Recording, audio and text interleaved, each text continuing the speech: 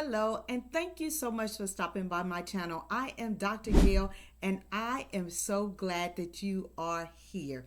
It is Thursday, and you know what goes down here on Thursday. Wife Life with Dr. Gail goes down here on Thursday. So do me a huge favor. Make sure you're hitting the subscribe button and the little bell right next to it so you will know when I go live.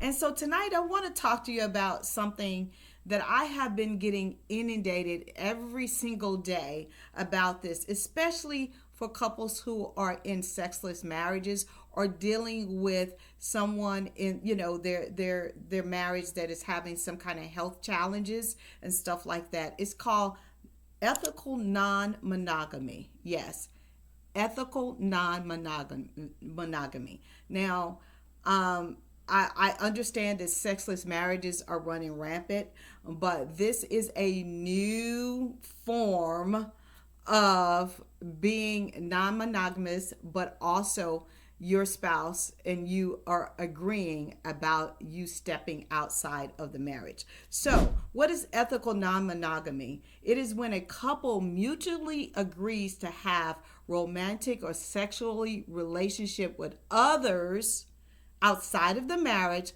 while maintaining honesty, consent, and open communication. This looks very different for each couple. Some engage in open relationships, swinging, and even polygamy. The key word is ethical, meaning both parties in the marriage agree and establish clear boundaries. Now that's a lot. You're like, Dr. Gail, that is a lot. It's a lot.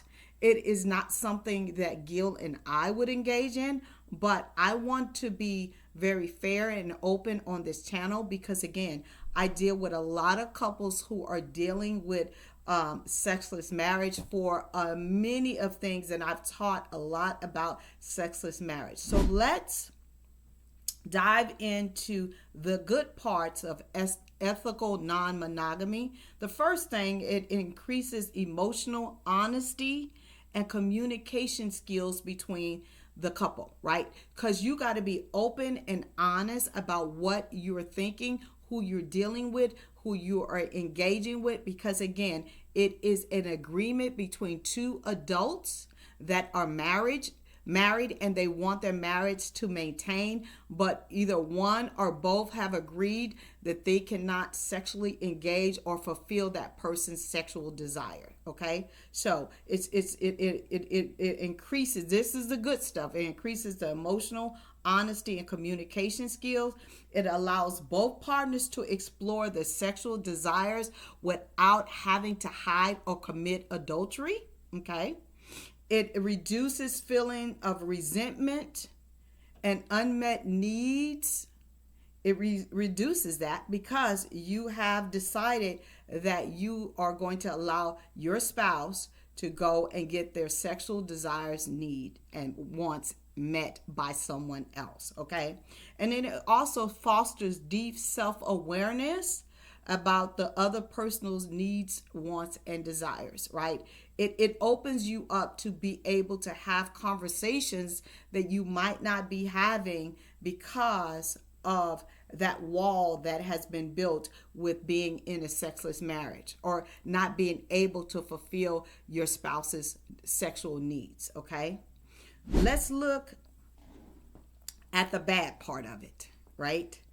And the thing is, again, I get to see, and like I said, I go to school. I am a constant student of my craft because as a sexologist, I want to make sure that I'm not just seeing one way. Even though I stand for a traditional marriage, I have to be open because, again, a lot of people are dealing with sexless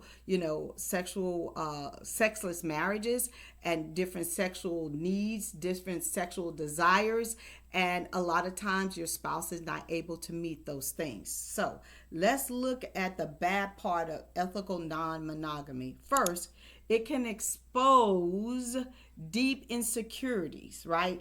Even though you might be a confident person, you may struggle knowing that your spouse is engaging and intimacy and sex with someone else. So it could expose deep insecurities that you have never had to deal with because your marriage was not exposed to ethical non-monogamy. Okay, and this is real. Okay.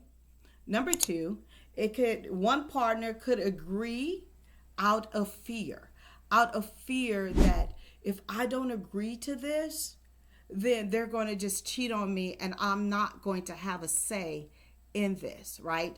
And these things are real. These things happen every single day. So people agree to stuff because they want the marriage. They want to say that they're in this relationship, but they're lacking in an area. So they agree to something and they really are not with it, okay? Number three, time and energy is divided, right? Because it's only one of you. And it leaves sometimes the person feeling like you're spending more time with that person getting your sexual needs met than you're spending with your spouse.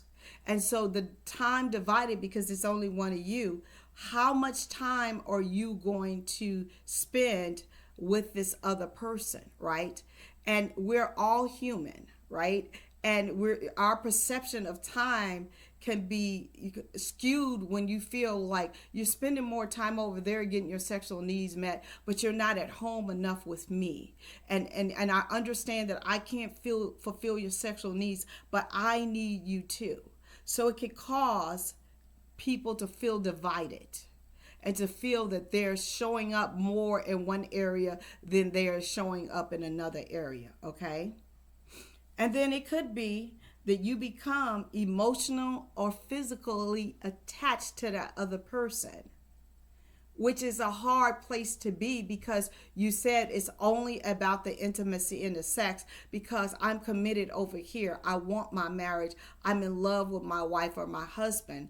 But you become emotionally and physically attached, right? And that is hard. So these are some of the downsides of open ethical monogamy. And I'm telling you, it is, and it happens all the time, okay? So how do you really decide if this is for you, right? Ethical non-monogamy is not a fix for a struggling marriage. It's not. It requires a rock solid foundation, clear agreement, open, honest communication, and also it takes both of you guys being secure in the marriage. So if you have any missing pieces, I say stay away from this because it can destroy your marriage. It can destroy stress. It can go against your principles. It can go against a whole lot of different things. I just want to come on here and give you the information for you to make the best decision for your marriage, okay? If you need some help in this area, feel free to click my link pod below and schedule a free 15-minute discovery call. I'm not trying to sell you anything. I'm just trying to help you in any situation to make your marriage strong and healthy. I love you guys to pieces. I am here every single Thursday at 8:30 p.m. Eastern Standard Time. I will see you next week.